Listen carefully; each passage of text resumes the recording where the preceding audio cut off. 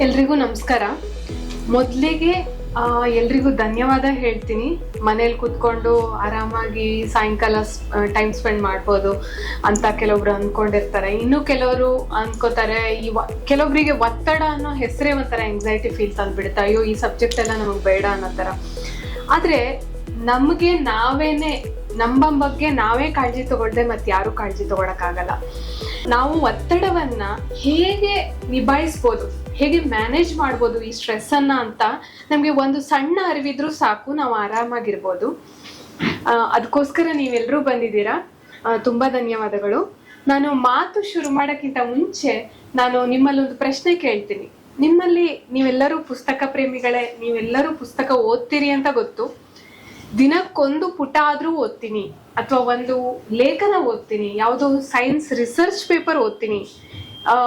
ಒಂದು ಸ್ವಲ್ಪ ಹೊತ್ತಾದ್ರೂ ನಾನು ಓದಿಯೇ ನಾನು ದಿನನ ಸ್ಪೆಂಡ್ ಮಾಡ್ತೀನಿ ಅಥವಾ ಓದಿ ಮಲ್ಕೋತೀನಿ ಅನ್ನೋರು ಎಷ್ಟು ಜನ ಇದ್ದೀರಾ?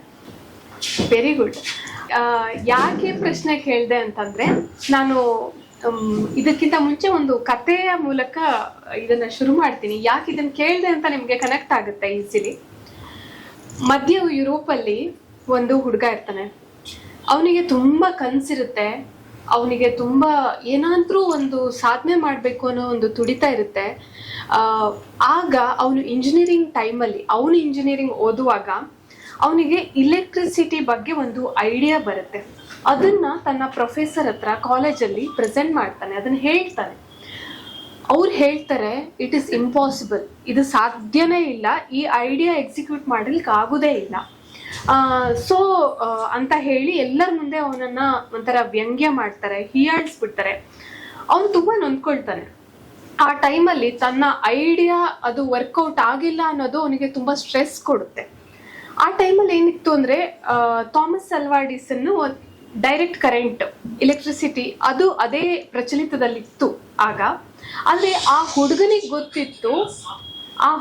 ಗೊತ್ತಿತ್ತು ಇದಕ್ಕಿಂತ ಉತ್ತಮವಾದ ಎಲೆಕ್ಟ್ರಿಸಿಟಿ ಖಂಡಿತ ಇದೆ ಅಂತ. ಆದ್ರೆ ಅವನಿಗೆ ಪ್ರೂವ್ ಮಾಡ್ಕೊಳ್ಳಿಕ್ ಗೊತ್ತಿರ್ಲಿಲ್ಲ, ಹೇಗೆ ಪ್ರೂವ್ ಮಾಡ್ಬೇಕು ಅನ್ನೋದು ಗೊತ್ತಿರ್ಲಿಲ್ಲ. ಅವನೇನ್ ಮಾಡ್ತಾನೆ, ಆ ಟೈಮಲ್ಲಿ ಕಾಲೇಜಲ್ಲೂ ತಿರಸ್ಕಾರ ಬಂತು, ಪ್ರೊಫೆಸರ್ ಅಲ್ಲಿ ಎಲ್ಲರ ಮುಂದೆ ತಿರಸ್ಕಾರ ಬಂತು. ಆಗ ಅವನು ಒಂಥರ ಒತ್ತಡಕ್ಕೊಳಗಾಗ್ತಾನೆ. ಅವನಿಗೆ ತುಂಬಾ ಪುಸ್ತಕ ಓದೋ ಅಭ್ಯಾಸ ಇರುತ್ತೆ, ಅವನು ತುಂಬಾ ಪುಸ್ತಕ ಓದ್ತಾ ಇರ್ತಾನೆ. ಆವಾಗ ಒಂದಿನ ಅವನು ಹಂಗೇರಿಯಲ್ಲಿ ಬುಡಾಪೆಸ್ಟ್ ಅಂತ ಒಂದು ಪಾರ್ಕ್ ಅಲ್ಲಿ ಕುತ್ಕೊಂಡು ಒಂದು ಪುಸ್ತಕ ಓದ್ತಾ ಇರ್ತಾನೆ. ಅದು ಜರ್ಮನ್ ಲಿಟ್ರೇಚರ್ ಅಲ್ಲಿ ಫಾಸ್ಟ್ ಅಂತ ಒಂದು ಪುಸ್ತಕ. ಅದು ಡ್ರಾಮಾ ಮತ್ತೆ ಫಿಲಾಸಫಿ ಮಿಕ್ಸ್ ಇರುವಂತ ಒಂದು ಪುಸ್ತಕ. ಅದನ್ನು ಓದ್ತಾ ಇರ್ತಾನೆ ಒಂದು ಪಾರ್ಕ್ ಅಲ್ಲಿ ಕುತ್ಕೊಂಡು. ಆಗ ಅವನಿಗೆ ಒಂದು ಇಮೇಜ್ ಫ್ಲಾಶ್ ಆಗುತ್ತೆ, ಒಂದು ಚಿತ್ರ ಬರುತ್ತೆ ಅವನಿಗೆ ಕಣ್ಮುಂದೆ. ಅವನೇ ಹೇಳ್ಕೊತಾನೆ ಇದನ್ನ ಮುಂದೆ. ಅವನಿಗೆ ಇಮೇಜ್ ಫ್ಲಾಶ್ ಆಗುತ್ತೆ. ಅವನಿಗೆ ರೊಟೇಟಿಂಗ್ ಮ್ಯಾಗ್ನೆಟಿಕ್ ಫೀಲ್ಡ್ ನ ಕಾನ್ಸೆಪ್ಟು ಯಾವುದು ಮಿಸ್ ಆಗ್ತಾ ಇತ್ತಲ್ಲ, ಅವನು ಇಲೆಕ್ಟ್ರಿಸಿಟಿಯ ಬಗ್ಗೆ ಯಾವುದು ಹೇಳ್ಬೇಕು, ಪ್ರೂವ್ ಮಾಡ್ಬೇಕು ಅನ್ಕೊಂಡಾಗ ಒಂದು ಎಳೆ ಮಿಸ್ ಆಗ್ತಾ ಇತ್ತಲ್ಲ, ಆ ಕಾನ್ಸೆಪ್ಟ್ ಕ್ಲಿಯರ್ ಆಗುತ್ತೆ, ಆ ಕಾನ್ಸೆಪ್ಟ್ ಅರ್ಥ ಆಗುತ್ತೆ. ಅದನ್ನ ಅವನು ಯಾವುದೇ ಪೇಪರ್ ಮೇಲೆ ಬರೆಯೋದಿಲ್ಲ, ಎಲ್ಲೂ ಬರೆಯೋದಿಲ್ಲ, ಅವನು ಅದನ್ನ ಮನಸ್ಸಲ್ಲಿ ವಿಜುವಲೈಸ್ ಮಾಡ್ಕೋತಾನೆ. ಅಂದ್ರೆ ಆ ಚಿತ್ರನ ತಾನೇ ಬಿಡಿಸ್ಕೋತಾನೆ. ಅವನು ವಿಜುವಲೈಸ್ ಮಾಡ್ಕೊಂಡು ನೆಕ್ಸ್ಟ್ ತನ್ನ ಫ್ರೆಂಡಿಗೆ ಅಲ್ಲಿರೋ ಸ್ಯಾಂಡ್ ಮರಳಿನ ಮೇಲೆ ಬಿಡಿಸಿ ತೋರಿಸ್ತಾನೆ, ಹೀಗಿರುತ್ತೆ, ಹೀಗಾಗುತ್ತೆ, ಹೀಗ್ ವರ್ಕೌಟ್ ಆಗುತ್ತೆ ಅಂತ. ಮುಂದಾಗಿದ್ದೆಲ್ಲ ದಂತಕತೆ. ನಾವಿವಾಗ ಸಾಮಾನ್ಯವಾಗಿ ನಮ್ಮ ಮನೆಗಳಲ್ಲಿ ಬಳಸುವ ಫ್ರಿಡ್ಜ್ ಇರ್ಬೋದು, ಟಿವಿ ಇರ್ಬೋದು, ವಾಷಿಂಗ್ ಮಿಷಿನ್, ಫ್ಯಾನ್ ಏನೇ ಇರ್ಬೋದು, ಅದಕ್ಕೆಲ್ಲ ನಾವು ಬಳಸ್ತಾ ಇರೋದು ಅಲ್ಟರ್ನೇಟಿವ್ ಕರೆಂಟ್ ಅಂತ. ಈ ಅಲ್ಟರ್ನೇಟಿವ್ ಕರೆಂಟ್ ಅನ್ನ ಕಂಡುಹಿಡಿದಿದ್ದು ಇದೇ ಹುಡುಗ ನಿಕೋಲಾ ಟೆಸ್ಲಾ ಅಂತ. ಇವನು ಒಮ್ಮೆ ಇಷ್ಟು ಒತ್ತಡದಲ್ಲಿದ್ದ, ಆ ಒತ್ತಡದಲ್ಲಿದ್ದಂಥ ಹುಡುಗ ಒಂದು ಜಗತ್ ಪ್ರಸಿದ್ಧವಾದ ಸಂಶೋಧನೆ ಮಾಡ್ಲಿಕ್ಕೆ ಸಾಧ್ಯ ಆಗಿದ್ದು ಒಂದು ಪುಸ್ತಕ. ಈಗ ನಾನು ಯಾಕೆ ಆ ಪ್ರಶ್ನೆ ಕೇಳಿದೆ ಅಂತ ನಿಮ್ಗೆ ಅರ್ಥ ಆಗಿರ್ಬೋದು. ಒಂದು ಪುಸ್ತಕ ಕೇವಲ ಮನೋರಂಜನೆ ಅಲ್ಲ, ಅದು ಯಾವ ರೀತಿ ನಮ್ಮನ್ನ ಪ್ರೇರೇಪಿಸುತ್ತೆ ಅನ್ನೋದಕ್ಕೆ ಈ ಕತೆ ಒಂದು ಉದಾಹರಣೆ ಅಷ್ಟೆ. ಈಗ ನಾವೆಲ್ಲ ನೋಡಿರ್ತೀವಿ ಸಾಮಾನ್ಯವಾಗಿ, ನಾವೆಲ್ಲ ಒಂದಲ್ಲ ಒಂದು ರೀತಿಲಿ ನಮ್ಮ ಬದುಕಲ್ಲಿ ಒಂದಲ್ಲ ಒಂದು ಸ್ಟೇಜಲ್ಲಿ ಒಂದಿಷ್ಟು ಸಮಸ್ಯೆಗಳಿರುತ್ತೆ, ಬರುತ್ತೆ ನಮಗೆ. ಆ ಸಮಸ್ಯೆಗೆ ಕಾರಣ ಬೇರೆ ಬೇರೆ ಇರ್ಬೋದು. ವೈಯಕ್ತಿಕ ಸಮಸ್ಯೆ ಇರ್ಬೋದು, ಕೌಟುಂಬಿಕ ಸಮಸ್ಯೆ ಇರ್ಬೋದು, ಅಥವಾ ಆಫೀಸಲ್ಲಿ ಇರುವಂತ ಸಮಸ್ಯೆ ಇರ್ಬೋದು, ಅಥವಾ ಸುತ್ತಮುತ್ತ ಆಗಿರೋ ಯಾವುದೇ ಇನ್ಸಿಡೆಂಟು ನಮಗೆ ಆ ಸಮಸ್ಯೆಗಳನ್ನ ತಂದೊಡ್ಬೋದು. ಆ ಸಮಸ್ಯೆಗಳಿಂದ ನಮಗೆ ಗೊತ್ತಿಲ್ಲದಂಗೆ ಒಂದು ಒತ್ತಡಕ್ಕೆ ಸಿಲುಕಿರ್ತೀವಿ, ಸ್ಟ್ರೆಸ್ ಆಗಿರುತ್ತೆ. ನಮ್ಗೆ ಆ ಸಮಸ್ಯೆಗಳಿಂದ ಒಂದಿಷ್ಟು ಸ್ಟ್ರೆಸ್ ಆಗಿರುತ್ತೆ. ತುಂಬಾ ಜನ ಆ ಸ್ಟ್ರೆಸ್ ಇಂದ ಹೇಗ್ ಹೊರಗಡೆ ಬರ್ಬೇಕು ಅಂತ ಗೊತ್ತಿಲ್ಲದೆ ಬೇರೆ ಬೇರೆ ಮಾರ್ಗನ ಫಾಲೋ ಮಾಡ್ತಾರೆ. ಮ್ಯೂಸಿಕ್ ಕೇಳ್ಬೋದು, ವಾಕ್ ಹೋಗ್ಬೋದು, ಅಥವಾ ಪ್ರವಾಸಕ್ಕೆ ಹೋಗ್ಬೋದು, ಅಥವಾ ನಮ್ಮಂತವ್ರು ಏನ್ ಮಾಡ್ತೀವಿ, ಪುಸ್ತಕ ಓದ್ತೀವಿ. ಪುಸ್ತಕ ಓದೋದ್ರಿಂದ ಏನಾಗುತ್ತೆ ಅಂದ್ರೆ, ನಾವು ಆ ಪುಸ್ತಕ ಓದ್ತಾ ಓದ್ತಾ ತಾತ್ಕಾಲಿಕವಾಗಿ ಆ ಸಮಸ್ಯೆಗಳಿಂದ ನಮ್ಗೊಂಚೂರು ನಿರಾಳ ಅನ್ಸುತ್ತೆ. ಪುಸ್ತಕ ಓದ್ತಾ ಆ ಪುಸ್ತಕದಲ್ಲಿರುವ ಪರಿಸರ, ಕಥಾವಸ್ತು, ಅಥವಾ ಆ ವ್ಯಕ್ತಿ ಚಿತ್ರಣ, ಅಥವಾ ಆ ಸನ್ನಿವೇಶದ ಜೊತೆ ನಾವು ಕನೆಕ್ಟ್ ಮಾಡ್ಕೋತೀವಿ. ಕನೆಕ್ಟ್ ಮಾಡ್ಕೊಂಡಾಗ ಆ ಒತ್ತಡದ ತೀವ್ರತೆ ಕಡಿಮೆ ಆಗುತ್ತೆ. ಇದು ನಾನು ಸುಮ್ಮನೆ ಹೇಳ್ತಾ ಇಲ್ಲ, ಇದು ಸೈಂಟಿಫಿಕಲಿ ಪ್ರೂವನ್ ಕೂಡ. ಇದನ್ನ ನಾನು ವೈಯಕ್ತಿಕವಾಗಿ ಅದನ್ನ ಅನುಭವಿಸಿ ಹೇಳ್ತಾ ಇದೀನಿ. ಯಾಕೆಂದ್ರೆ ನನಗೆ ಯಾವತ್ತೇ ಏನೇ ಸಮಸ್ಯೆ ಕಾಡಿದ್ರು ಯಾವುದೇ ಸಮಸ್ಯೆಗೆ ತಕ್ಷಣ ಪರಿಹಾರ ಸಿಗ್ಲಿಕ್ಕೆ ಸಾಧ್ಯ ಇಲ್ಲ. ಎಷ್ಟೋ ಸಮಸ್ಯೆಗಳಿಗೆ, ಕೆಲವೊಂದು ಸಮಸ್ಯೆಗಳಿಗೆ ಸಿಗ್ಬೋದು, ಆದ್ರೆ ಎಲ್ಲಾ ಸಮಸ್ಯೆಗಳಿಗೆ ಆ ಕ್ಷಣಕ್ಕೆ ಪರಿಹಾರ ಸಿಗ್ಲಿಕ್ಕೆ ಸಾಧ್ಯ ಇಲ್ಲ. ನಾವು ಒಂದ್ ಸಮಸ್ಯೆನ ಪದೇ ಪದೇ ಅವಲೋಕನ ಮಾಡೋದ್ರಿಂದ ನಮ್ಗೆ ಸ್ಟ್ರೆಸ್ ಹೆಚ್ಚಾಗುತ್ತೆ. ನಾನೇನ್ ಮಾಡ್ತೀನಿ, ಪುಸ್ತಕ ಹಿಡ್ಕೊಂಡು ಒಂದೆರಡು ಪುಟ ಓದುವಾಗ ಆ ಸಮಸ್ಯೆಗಳೇ ದೈತ್ಯಾಕಾರ ತಾಳಿ ನನ್ನ ಹತ್ರ ಆಗದೇ ಇಲ್ಲ ಅಂತ ಪುಸ್ತಕ ಎಸಿಬೇಕು ಅಂತ ಅನ್ಸುತ್ತೆ, ಪುಸ್ತಕ ಮುಚ್ಚಿಡ್ಬೇಕು ಅನ್ಸುತ್ತೆ, ನನಗೆ ಓದ್ಲಿಕ್ಕೆ ಆಗುದೇ ಇಲ್ಲ ಅಂತ ಅನ್ಸುತ್ತೆ. ಆದ್ರೂ ಕುತ್ಕೊಂಡು ಓದ್ತೀನಿ.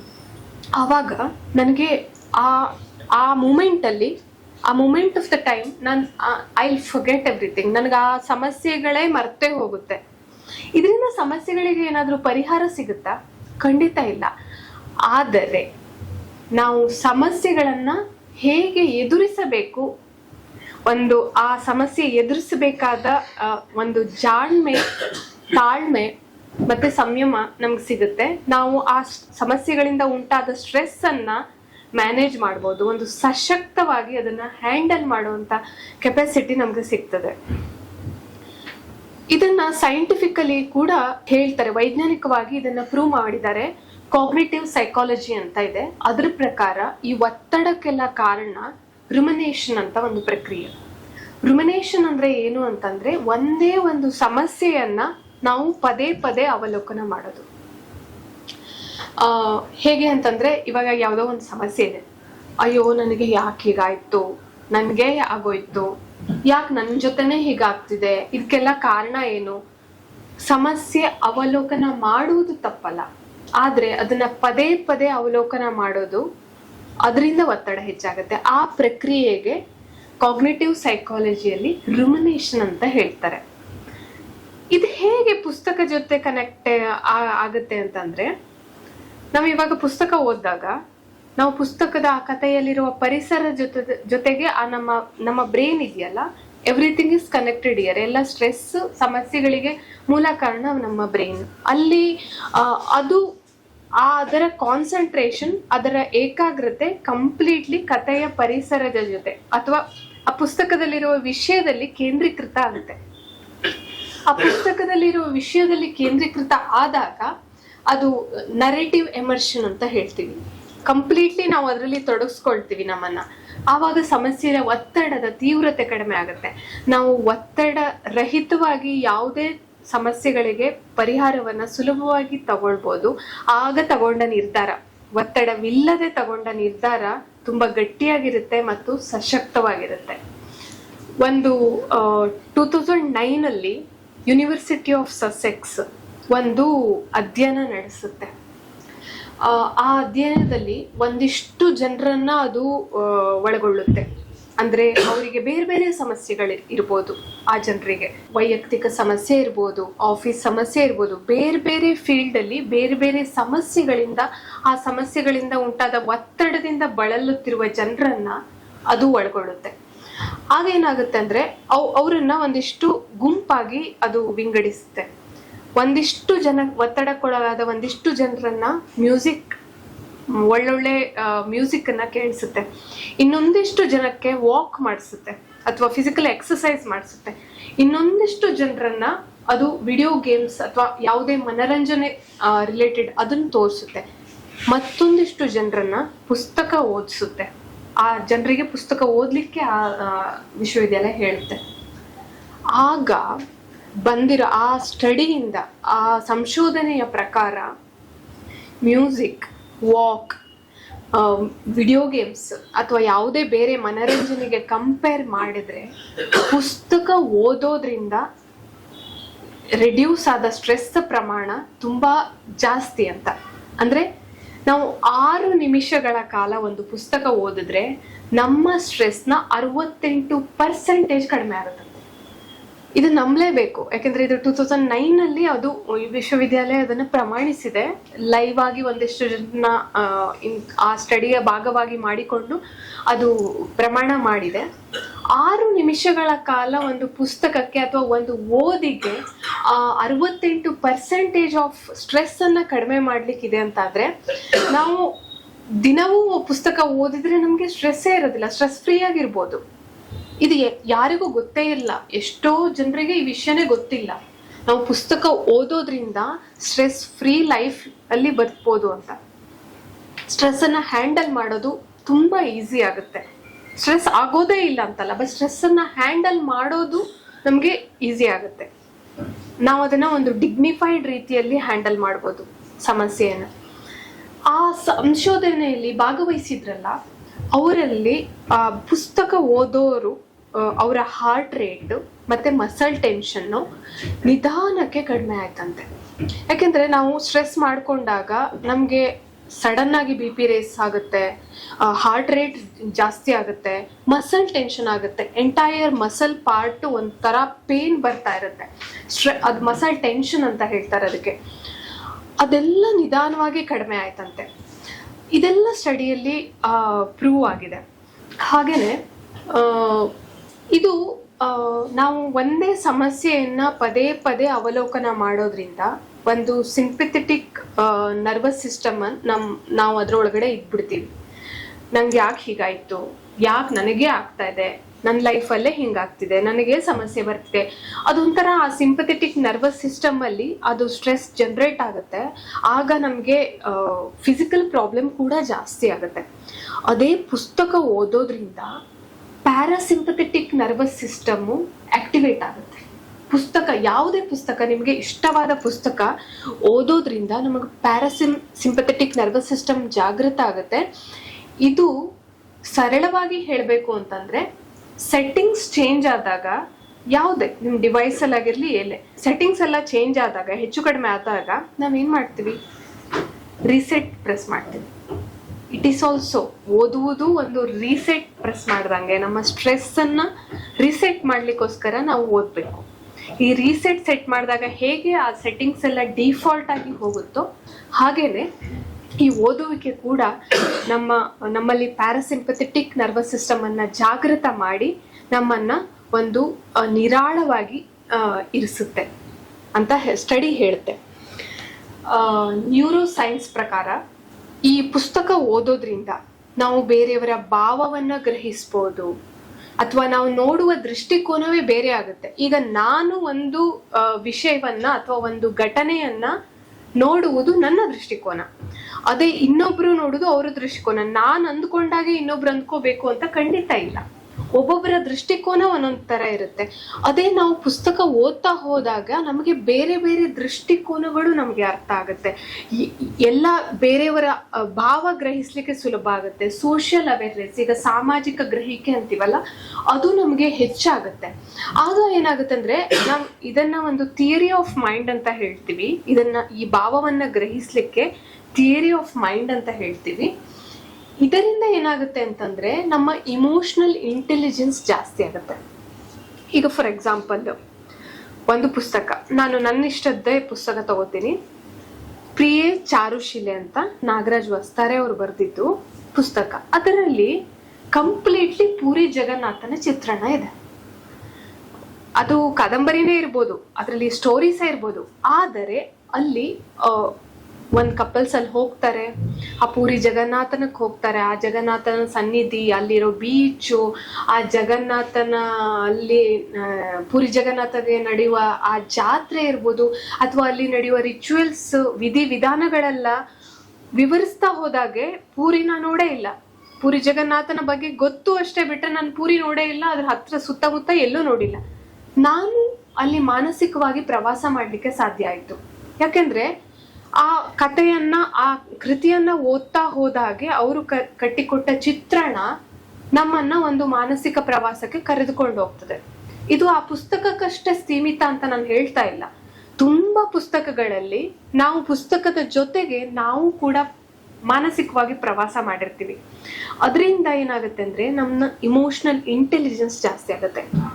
ಇಮೋಷನಲ್ ಇಂಟೆಲಿಜೆನ್ಸ್ ಜಾಸ್ತಿ ಆದ್ರೆ ಏನ್ ಆಗುತ್ತೆ ಅಂದ್ರೆ ನಾವು ಯಾವುದೇ ಸಮಸ್ಯೆಯನ್ನ, ಯಾವುದೇ ಸ್ಟ್ರೆಸ್ ಅನ್ನ ಒಂದು ಡಿಗ್ನಿಫೈಡ್ ಆಗಿ ಹ್ಯಾಂಡಲ್ ಮಾಡುವುದು ಹೇಗೆ, ಅದ್ರ ಮೇಲೆ ನಮ್ಮ ವ್ಯಕ್ತಿತ್ವವೇ ನಿಂತಿದೆ. ನಾವು ಯಾವುದನ್ನ ಹೇಗೆ ಹ್ಯಾಂಡಲ್ ಮಾಡ್ತೀವಿ ಅನ್ನೋದು ನಮ್ಮ ವ್ಯಕ್ತಿತ್ವವನ್ನ ತೋರಿಸುತ್ತೆ. ಈಗ ನಾನು ಯಾವುದೇ ಒಂದು ಸಮಸ್ಯೆ ಬಂದಾಗ ನಾವು ವಿಮುಖರಾಗಿ ಹೋಗ್ಬಿಟ್ರೆ, ಅಥವಾ ನನ್ನ ಹತ್ರ ಆಗಲ್ಲ ಅಂತ ಸೋತು ಕೈ ಚೆಲ್ಬಿಟ್ರೆ ಅದು ಒಂದು ಗಟ್ಟಿ ವ್ಯಕ್ತಿತ್ವ ಅಲ್ಲ. ಅದನ್ನ ನಿಂತು ಎದುರಿಸಿ I can do it, I have to work on this, ಮತ್ತೆ ನಮ್ಮ ರಿಮೋಟ್ ಅನ್ನ, ನಮ್ಮ ಮನಸ್ಸಿನ ರಿಮೋಟ್ ಅನ್ನ ಅಥವಾ ನಮ್ಮ ಬದುಕಿನ ರಿಮೋಟ್ ಅನ್ನ ನಾವು ಯಾರ ಕೈಲೂ ಕೊಡಲ್ಲ. ಅವಾಗ ಆ ಇಮೋಷನಲ್ ಇಂಟೆಲಿಜೆನ್ಸ್ ನಮ್ಮ ಹತ್ರ ಇದ್ದಾಗ ನಮ್ಮ ಭಾವನೆಗಳ ರಿಮೋಟ್ ಅನ್ನ ನಾವು ಯಾರಿಗೂ ಕೊಡಲ್ಲ. ಅದಕ್ಕೆ ಓದು ಅಷ್ಟೇ ಮುಖ್ಯ ಆಗತ್ತೆ.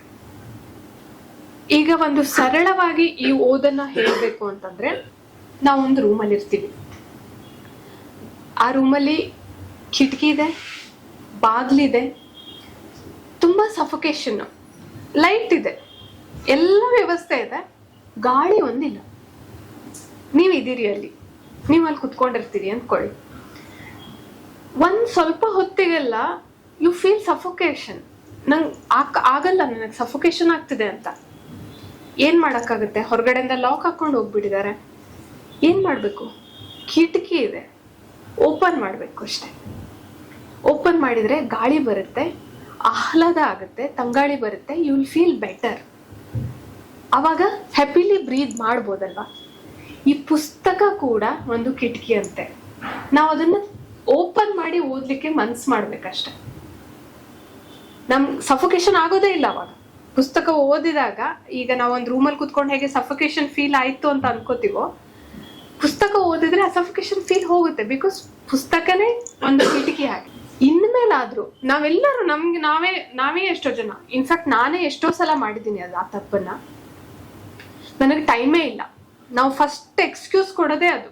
ನನಗೆ ಟೈಮ್ ಇಲ್ಲ, ನನ್ಗೆ ಓದಕ್ಕಾಗಲ್ಲ, ನನಗೆ ಫ್ಯಾಮಿಲಿ ಸಮಸ್ಯೆ, ನನಗೆ ಮಗು ಚಿಕ್ಕದು, ನಾನು ಆಫೀಸ್ಗೆ ಹೋಗ್ಬೇಕು, ನಾನು ಕುಕ್ ಮಾಡಬೇಕು, ಏನೇ ರೀಸನ್ ಇರ್ಬೋದು, ನನಗೆ ಡೆಡ್ಲೈನ್ ಇದೆ, ನಾಳೆನೇ ಇದೆ. ಆದರೆ ನಮಗೋಸ್ಕರ ನಾವು 10-15 ನಿಮಿಷ ಮಿನಿಮಮ್ ಕೊಡೋಕ್ಕಾಗಲ್ವಾ? 15 ನಿಮಿಷ ಓದಕ್ಕಾಗಲ್ವಾ? At least in a day. ಇದರಿಂದ ಏನಾಗುತ್ತೆ ಅಂತಂದ್ರೆ, ಮಿನಿಮಮ್ 15 ನಿಮಿಷ ಓದೋದ್ರಿಂದ ನಿಮ್ಮ ಸ್ಲೀಪಿಂಗ್ ಸೈಕಲ್ ಇಂಪ್ರೂವ್ ಆಗುತ್ತೆ. ಮಲಗೋಕ್ಕಿಂತ ಮುಂಚೆ ಓದೋದ್ರಿಂದ ಎಸ್ಪೆಷಲಿ ಸ್ಲೀಪಿಂಗ್ ಸೈಕಲ್ ಇಂಪ್ರೂವ್ ಆಗುತ್ತೆ, ನಿಮ್ಮ ನಿದ್ರೆ ಚೆನ್ನಾಗಾಗುತ್ತೆ. ನಿದ್ರೆ ಚೆನ್ನಾಗಾದ್ರೆ ನೆಕ್ಸ್ಟ್ ಡೇ ತುಂಬ ಚೆನ್ನಾಗಿರುತ್ತೆ. ಅಫ್ಕೋರ್ಸ್ ನಿದ್ರೆನೇ ಎಲ್ಲದಕ್ಕೂ. ಮೈಂಡ್ ಫ್ರೆಶ್ ಆಗುತ್ತೆ, ನರ್ವಸ್ ಸಿಸ್ಟಮ್ ಕಾಮ್ ಡೌನ್ ಆಗುತ್ತೆ, ಆವಾಗ ಸ್ಟ್ರೆಸ್ ಇರಲ್ಲ, ಆವಾಗ ಎಲ್ಲದನ್ನೂ ಈಸಿಲಿ ಹ್ಯಾಂಡಲ್ ಮಾಡ್ಬೋದು. ಇನ್ಮೇಲಾದ್ರೂ ನಾವು ಯಾವುದೇ ನೆಪ ಇಲ್ದೇನೆ ದಿನಕ್ಕೆ ಒಂದು 15 ನಿಮಿಷ ಆದ್ರೂ ಯಾವುದೇ ನಿಮ್ಮಿಷ್ಟದ ಪುಸ್ತಕನೋ ಅಥವಾ ಯಾವುದೋ ರಿಸರ್ಚ್ ಪೇಪರ್ ಅಥವಾ ಯಾವುದೋ ಒಂದನ್ನ ನಾವು ಓದ್ತೀನಿ ಅನ್ನೋ ಪ್ರಾಮಿಸನ್ನ ನಮಗೆ ನಾವೇ ಮಾಡ್ಕೊಳ್ಳೋಣ ಅಲ್ವಾ? ನೀವೆಲ್ಲರೂ ಮಾಡ್ತೀರಿ. ಇವತ್ತಿಂದ ಅಟ್ಲೀಸ್ಟ್ ಡೈಲಿ 15 ಮಿನಿಟ್ಸ್ ನಮಗೋಸ್ಕರ ನಾವು ಇಟ್ಕೋತೀವಿ ಅಂತ ನಾವು ಅನ್ಕೊಳ್ಳೋಣ. ನಾನು ಮಾತು ಮುಗ್ಸೋಕ್ಕಿಂತ ಮುಂಚೆ ನಾನೊಂದು ಹೇಳಬೇಕು. ನಾನು ಒಂದು 11 ವರ್ಷದಿಂದ IT ವರ್ಕ್ ಮಾಡ್ತಾ ಇದ್ದೀನಿ. ನನಗೆ ಡೆಡ್ಲೈನ್ಸ್ ಹೇಗಿರುತ್ತೆ ಅಂತ ಗೊತ್ತು, ಆ ಪ್ರಾಜೆಕ್ಟ್ ಸ್ಟ್ರೆಸ್ ಹೇಗಿರುತ್ತೆ ಅಂತ ಗೊತ್ತು. ಆ ಸ್ಟ್ರೆಸ್ಸನ್ನು ನಾನು ಅನುಭವಿಸಿದ್ದೀನಿ. ಮ್ಯಾನೇಜೇ ಮಾಡೋಕ್ಕಾಗಲ್ಲ, ವರ್ಕ್ ಲೈಫ್ ಬ್ಯಾಲೆನ್ಸೇ ಮಾಡೋಕ್ಕಾಗಲ್ಲ ಅಂತ ಎಷ್ಟೋ ಜನ ಎಸ್ಪೆಷಲಿ ಹುಡುಗಿಯರು, ವುಮೆನ್ಸ್ ಕೆಲಸನೇ ಬಿಟ್ಬಿಡ್ತಾರೆ, ಕರಿಯರೇ ಮುಗಿಸ್ಬಿಡ್ತಾರೆ. It is not that. ನಿಮಗೆ ಮ್ಯಾನೇಜ್ ಮಾಡೋದು ಗೊತ್ತಿರ್ಬೇಕಷ್ಟೇ, ನಿಮ್ಮ ಹತ್ರ ಆಗುತ್ತೆ. ಆ ಮ್ಯಾನೇಜ್ ಮಾಡೋದನ್ನ ಹೇಗೆ ಅಂತ ಒಂದು ಸ್ಟ್ರಕ್ಚರ್ಡ್ ವೇಯಲ್ಲಿ ನಾನು ಸ್ಟಡಿ ಮಾಡಬೇಕು ಅಂತ ಅನಿಸ್ದಾಗ ನಾನೊಂದಿಷ್ಟು ಸರ್ಟಿಫಿಕೇಶನ್ ಮಾಡಿಕೊಂಡೆ. ಅದಕ್ಕೋಸ್ಕರ ರೀಸೆಂಟಾಗಿ ಸ್ಟ್ರೆಸ್ ಫ್ರೀ ಸ್ಪ್ರಿಂಟ್ ಅಂತ ಒಂದು ವೆಂಚರ್ ಸ್ಟಾರ್ಟ್ ಮಾಡಿದ್ದೀನಿ. ಇನ್ಸ್ಟಾಗ್ರಾಮಲ್ಲಿ ಅವೈಲೇಬಲ್ ಇದೆ, ಅದ್ರ ವೆಬ್ಸೈಟ್ ವರ್ಕ್ ಎಲ್ಲ ನಡೀತಿದೆ. ಶೀಘ್ರದಲ್ಲೇ ನಾನು ಅದರ ಮಾಹಿತಿ ಕೂಡ ಹಂಚ್ಕೋತೀನಿ. ಸರ್ ಹತ್ರ ಹೇಳಿದಾಗ, ಅದ್ರ ಬಗ್ಗೆ ಹೇಳಿದಾಗ, ಇದು ನನ್ನ ಸ್ಟ್ರೆಸ್ ಫ್ರೀ ಸ್ಪ್ರಿಂಟಿನ ಫಸ್ಟ್ ವೆಂಚರ್ ಮಾಡಿದಾಗ ನನಗೆ ಸಿಕ್ಕ ಮೊದಲ ವೇದಿಕೆ ಅಂತ ಹೇಳ್ಬೋದು. ಅದಕ್ಕೆ ನಾನು ರತೀಶ್ ಸರ್ಗೆ ಮತ್ತು ಹರಿವು ತಂಡಕ್ಕೆ ಎಲ್ಲರಿಗೂ ಥ್ಯಾಂಕ್ ಯು ಅಂತ ಹೇಳ್ತೀನಿ. ನಿಮಗೆ ಸ್ಟ್ರೆಸ್ ರಿಲೇಟೆಡ್ ಅಥವಾ ಸ್ಟ್ರೆಸ್ ಮ್ಯಾನೇಜ್ಮೆಂಟ್ ರಿಲೇಟೆಡ್ ಯಾವುದೇ ಪ್ರಶ್ನೆಗಳಿದ್ರೂ ಕೂಡ ಸ್ಟ್ರೆಸ್ ಫ್ರೀ ಸ್ಪ್ರಿಂಟ್ ಅಂತ ಇನ್ಸ್ಟಾಗ್ರಾಮಲ್ಲಿ ಅಲ್ಲಿ ಮೆಸೇಜ್ ಮಾಡ್ಬೋದು. ನನಗೆ ಕೈಲಾದ ಸಜೆಷನ್, ಸಲಹೆಗಳನ್ನು ನಾನು ಖಂಡಿತ ಕೊಡ್ತೀನಿ. Sir, thank you so much ಈ ಅಪಾರ್ಚುನಿಟಿಗೆ. ಯಾಕೆಂದರೆ ನನಗೆ ಈ ರೀಡಿಂಗ್ ಜೊತೆ ಸ್ಟ್ರೆಸ್ಸನ್ನು ಕನೆಕ್ಟ್ ಮಾಡ್ಕೊಳ್ಳೋದು ತುಂಬ ಈಸಿ ಆಯಿತು. ಆ್ಯಂಡ್ ಇದು ತುಂಬ ಇಂಪಾರ್ಟೆಂಟ್ ಕೂಡ. ಇವಾಗ ನಾವು ಓದೋದು ಅಥವಾ ಓದಿನ ಸಂಸ್ಕೃತಿಯನ್ನು ಬೆಳೆಸೋದು ಈಗ ತುಂಬ ಮುಖ್ಯ ಆಗಿದೆ. ಯಾಕೆಂದರೆ ನಮ್ಮ ಡಿಜಿಟಲ್ ಯುಗದಲ್ಲಿ ಬರೀ ಕಂಪ್ಯೂಟರ್ ನೋಡಿಕೊಂಡು, ಟಿ ವಿ ನೋಡಿಕೊಂಡು, ಮೊಬೈಲ್ ನೋಡಿಕೊಂಡು ಹಾಳಾಗ್ತಾರೆ ಅನ್ನೋ ಹೆಸರಿದೆ. ಖಂಡಿತ ಇಲ್ಲ. ಎಷ್ಟೋ ಯೂತ್ಸು ಮೊಬೈಲ್ ನೋಡೋದನ್ನ ಬಿಟ್ಟು ಪುಸ್ತಕದ ಕಡೆಗೆ ಬರ್ತಾ ಇದ್ದಾರೆ. It is very good sign. ಮತ್ತಷ್ಟು ಮಗದಷ್ಟು ಓದಿನ ಸಂಸ್ಕೃತಿಯನ್ನು ನಾವೆಲ್ಲರೂ ಬೆಳೆಸೋಣ ಅಂತ ಹೇಳ್ತಾ ನನ್ನ ಮಾತನ್ನು ಮುಗಿಸ್ತೀನಿ.